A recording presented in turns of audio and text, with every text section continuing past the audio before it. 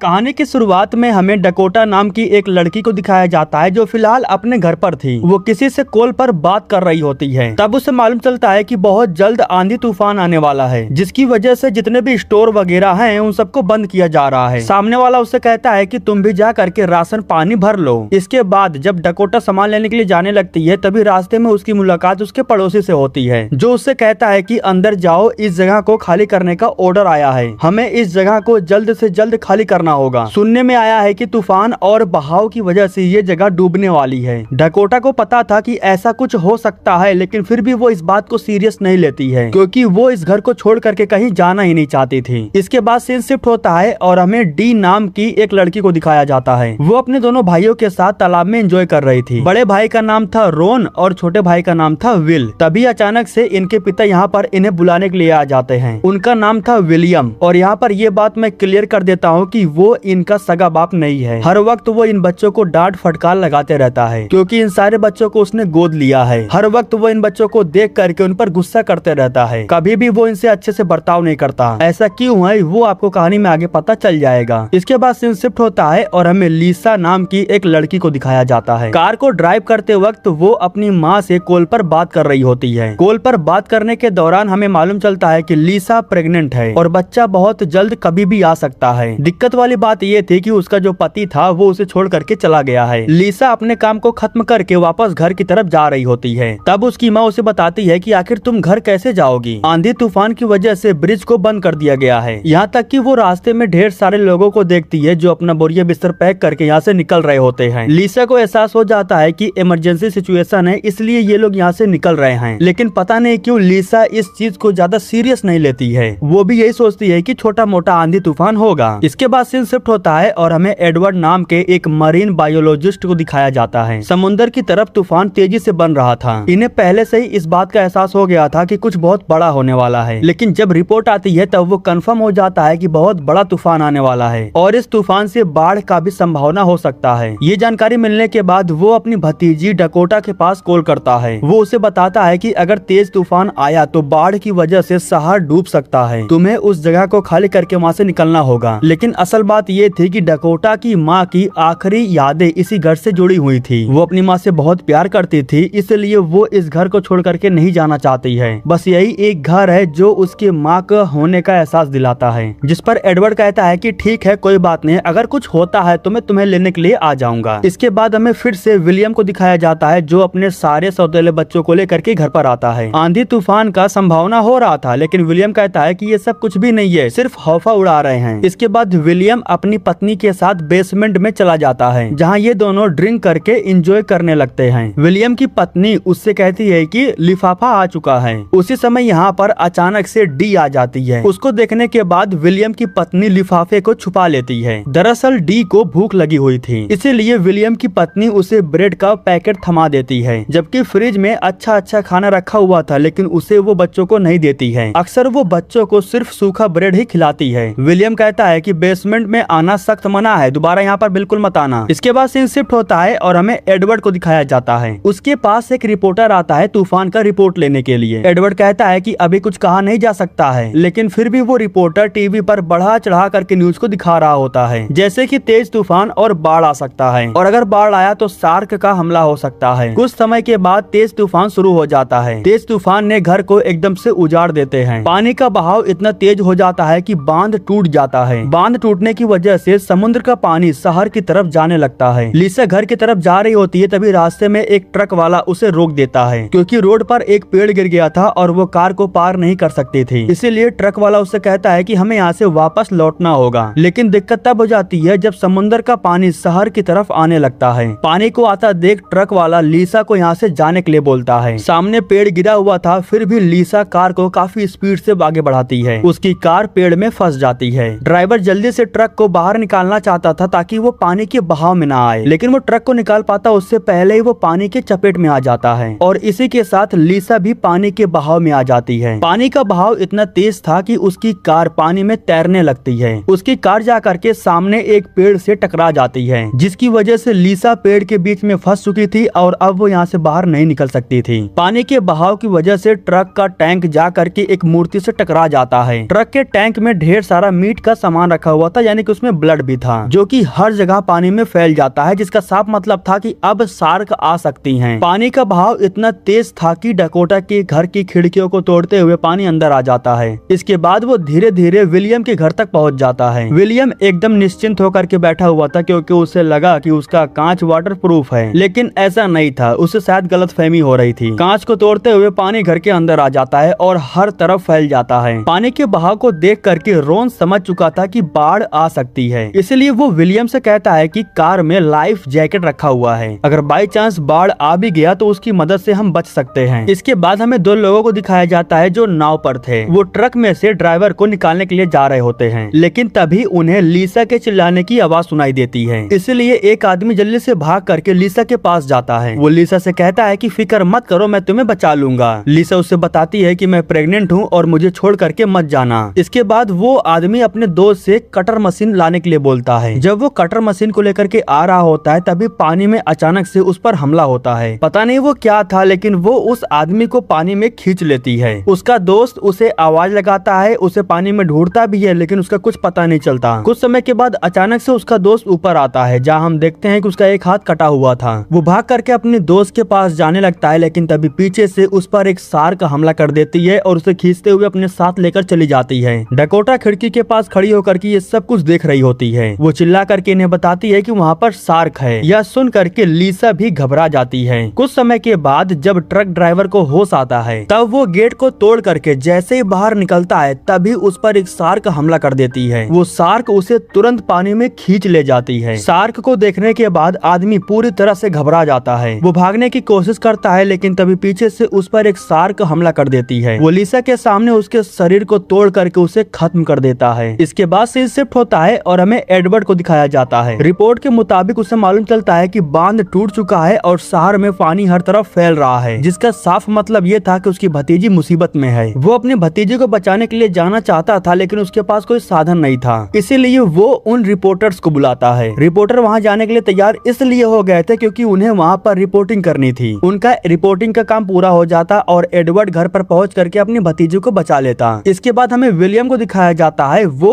और उसकी पत्नी कार के पास जाती हैं। इन्होंने सोचा कि लाइफ जैकेट को लेकर के यहाँ से धीरे से निकल लेंगे, लेकिन तभी अचानक से एक बेबी शार्क विलियम पर हमला कर देती है। उस बेबी शार्क की माँ आकर के विलियम के पत्नी पर हमला कर देती है। देखते ही देखते पति पत्नी मारे जाते हैं और बच्चे फिर से अनाथ हो जाते हैं। खैर, इसके बाद हमें लीसा को दिखाया जाता है, जो कार के अंदर बहुत ही बुरी तरह से फंसी हुई थी। डकोटा उसके सामने खिड़की पर खड़ी थी और वो उसे बार बार हेल्प मांग रही थी। डकोटा बहुत डरी हुई थी, उसकी हिम्मत नहीं हो रही थी कि वो पानी में उतर करके उस औरत को बचाने के लिए जाए। लेकिन जब लीसा उसे बताती है कि वो प्रेग्नेंट है और वो इस बच्चे को सही सलामत दुनिया में लाना चाहती है, तब डकोटा का दिल पिघल जाता है, क्योंकि उसने भी अपनी माँ को खो दिया है। वो तो अनाथ है, लेकिन वो नहीं चाहती है कि कोई और बच्चा अनाथ हो। इसलिए वो लीसा को बचाने का फैसला करती है। नीचे जा करके वो एक चाकू लेती है और लीसा के पास जाने लगती है। लीसा के पास पहुँचने के बाद वो चाकू से छोटे छोटे लकड़ियों को काट देती है। लकड़ियों को काटने के बाद जब लीसा फ्री हो जाती है, तब वो उसे कार से बाहर निकालती है और फिर ये दोनों घर के अंदर आ जाते हैं। विलियम और उसकी पत्नी के मर जाने के बाद अब बच्चे घर के अंदर फंसे हुए थे। अगर ये पानी में उतरेंगे तो इन पर भी शार्क का हमला हो सकता है, क्योंकि हर तरफ शार्क घूम रही होती हैं। डी जल्दी से जा करके दरवाजा बंद करना चाहती थी ताकि कोई शार्क घर के अंदर ना आ सके। दरवाजा बंद करते उससे पहले शार्क दरवाजे पर आ करके नोक नोक करती है। जिस बात का इन्हें डर था वही हुआ। डी खुद को संभाल नहीं पा रही होती है, क्योंकि उसका हाथ और पैर फैला हुआ था। शुक्र था कि उसका भाई मौके पर आ करके उसे पकड़ लेता है। भाई बहन एक साथ बैठ करके आगे की प्लानिंग करने लगते हैं। रोन कहता है कि अगर हमें इन शार्क को चकमा देना है तो पानी में मीट फेंकना होगा। चकमा दे करके हम कार तक पहुंच सकते हैं और कार में बैठ करके हम सब यहाँ से निकल जाएंगे। तभी डी बताती है कि उसने बेसमेंट के फ्रिज में मीट रखा हुआ देखा है। अगर ये लोग बेसमेंट में पहुंच जाएं तो इन्हें मीट मिल सकता है। लेकिन दिक्कत वाली बात ये थी कि घर के अंदर एक शार्क खुलेआम घूम रही है। इसके बाद हम देखते हैं कि एक बड़ा सा पेड़ जा करके डकोटा के घर से टकरा जाता है, जिसकी वजह से नीचे का हिस्सा टूट जाता है। लेकिन इस बारे में डकोटा को नहीं पता चलता। लीसा उससे कहती है कि हमें यहाँ से निकलने की प्लानिंग करनी होगी, नहीं तो ये जगह बहुत जल्द डूब जाएगी और हम सब मारे जाएंगे। लीसा कहती है कि हमें कोई संकेत देना होगा ताकि रेस्क्यू टीम को पता चल सके कि हम यहाँ पर फंसे हुए हैं। उसी समय लीसा के पेट में काफी ज्यादा दर्द होने लगता है। डकोटा पर्दों को निकालने के बाद उसे लेकर के अपने घर के ऊपर चली जाती है, जहाँ पर वो एक बड़ा सा हेल्प का साइन बना देती है। इनका इरादा ये था कि अगर बाई चांस रेस्क्यू वाले हेलीकॉप्टर से इनके घर के ऊपर से गुजरेंगे तो इस साइन को देखेंगे। लिसा के पेट का दर्द कम नहीं हो रहा था, उसे एहसास हो गया था कि किसी भी वक्त बच्चा आ सकता है। वो डकोटा को चेक करके देखने के लिए बोलती है कि आखिर ओपनिंग कितनी खुली है, बच्चा बाहर आ रहा है या नहीं। जब वो देखती है तब उससे मालूम चलता है कि ओपनिंग खुली हुई है और बच्चे का सर दिख रहा है, जिसका साफ मतलब था कि बच्चा किसी भी वक्त आ सकता है। इसीलिए इन्हें जल्दी से यहाँ से बाहर निकलना होगा क्योंकि इस जगह पर डिलीवरी कर पाना थोड़ा मुश्किल था। इसके बाद हमें मालूम चलता है कि एडवर्ड रिपोर्टर के साथ में शहर के बॉर्डर पर पहुंच चुका है। हर तरफ पानी भरा हुआ था, इसलिए ये लोग गाड़ी से आगे नहीं जा सकते थे। अभी भी यहाँ से इन्हें लगभग 100 मील दूरी तय करना था। ये लोग बोट का इस्तेमाल करके आगे बढ़ने लगते हैं। इसके बाद हम रोन को देखते हैं जो बेसमेंट के अंदर जा करके मीट को लाने का प्लानिंग कर रहा था, लेकिन ये करना इतना आसान भी नहीं था क्योंकि घर के अंदर शार्क घूम रही थी। तभी अचानक से यहाँ पर विलियम आ जाता है, जिसको देख करके बच्चे डर जाते हैं। विलियम मारा नहीं था बल्कि वो पानी के अंदर ही था। शार्क ने उसे मारा नहीं था बल्कि उसे छोड़ दिया था। वो रोन से कहता है कि जाओ और मेरे लिए हेल्प लेकर आओ, मैं जख्मी हूँ इसलिए मैं बाहर नहीं जा सकता। तभी रोन कहता है कि तुम्हें दिखाई नहीं देता, हर तरफ पानी भरा हुआ है, पानी में शार्क घूम रही हैं। लेकिन फिर भी विलियम उसकी बात नहीं मानता है। तभी इन्हें वो लिफाफा मिल जाता है जिसे विलियम की पत्नी छुपा रही होती है। लिफाफे को देखने के बाद इन बच्चों को मालूम चलता है कि यूनाइटेड स्टेट $1500 हर महीने इन्हें देती है ताकि ये लोग बच्चों की अच्छे से देखभाल कर सके। लेकिन ये लोग बच्चों को तो सिर्फ रूखा सूखा ब्रेड ही खिला रहे थे। सच्चाई सामने आने के बाद विलियम भड़क जाता है। वो कहता है कि भले ही मेरा एक हाथ जख्मी हो गया है लेकिन मैं तुम्हें अभी भी सबक सिखा सकता हूँ। वो रोन को मुक्का मारने वाला था लेकिन रोन उसे पकड़ लेता है। तभी डी आकर के विलियम को एक लात मारती है जिसकी वजह से वो पानी में गिर जाता है और शार्क का शिकार बन जाता है। शार्क का ध्यान भटका हुआ था, इसलिए रोन के पास ये काफी अच्छा मौका था। वो जल्दी से बेसमेंट के अंदर चला जाता है मीट को लेने के लिए। मीट को लेने के बाद उसे एक बॉक्स भी मिल जाता है जिसे लेकर के वो बाहर आ जाता है। इसके बाद हम लिसा को देखते हैं जो डकोटा से कहती है कि बाहर एक बोट पड़ी हुई है। वो उसी बोट की बात कर रही होती है जिसे लेकर के दोनों आदमी आए थे। लिसा कहती है कि अगर किसी भी तरह हम उस बोट तक पहुंच जाएं तो यहाँ से हम आराम से बाहर निकल सकते हैं। उसी समय लिसा के पेट में फिर से काफी तेज दर्द होने लगता है। वो अपने बच्चे को सही सलामत यहाँ से बाहर निकालना चाहती थी। डकोटा को भी बहुत बुरा लग रहा था क्योंकि वो लिसा को सच में बचाना चाहती थी। वो डिसाइड करती है कि वो खुद जा करके बोट को लेकर आएगी। बाहर जाने से पहले वो टॉर्च लेती है और मीट को थैले में पैक करती है। मीट को ले जा करके वो बाहर पानी में फेंक देती है ताकि इससे शार्क का ध्यान भटक सके। जाने से पहले लिसा उसे शुक्रिया कहती है क्योंकि वो उसी के बच्चे के लिए ये सब कुछ कर रही होती है। पानी से हो करके वो आराम से बोट की तरफ जाने लगती है। शार्क का ध्यान मीट के ऊपर था, इसलिए वो उस पर हमला नहीं करती हैं। एक बड़ी सी शार्क थी जो अचानक से डकोटा के सामने आ जाती है, लेकिन उस समय डकोटा एकदम शांत हो गई थी, इसलिए वो उसे चोट नहीं पहुंचाती है। इसके बाद वो जल्दी से बोट तक पहुंच जाती है, लेकिन इधर कमरे में पानी तेजी से भरने लगा था। बेड पानी पर तैरने की वजह से वो काफी ऊपर चला गया था। इधर डकोटा को एक फिशिंग रोड दिखाई देती है। जल्दी से रोड को लेने के बाद वो बोट को लेकर के लिसा के पास जाने लगती है। इधर लिसा बेचारी बेड के साथ पानी में तैर रही होती है। सीन शिफ्ट होता है और हमें रोन को दिखाया जाता है। बेसमेंट में जा करके वो मीट को बाहर ले आया था। अपने साथ वो एक छोटा सा बॉक्स भी लेकर के आया था। जब वो बॉक्स को चेक करता है तब अंदर उसे डायनामाइट मिलता है। इससे इनका काम काफी आसान हो जाता है।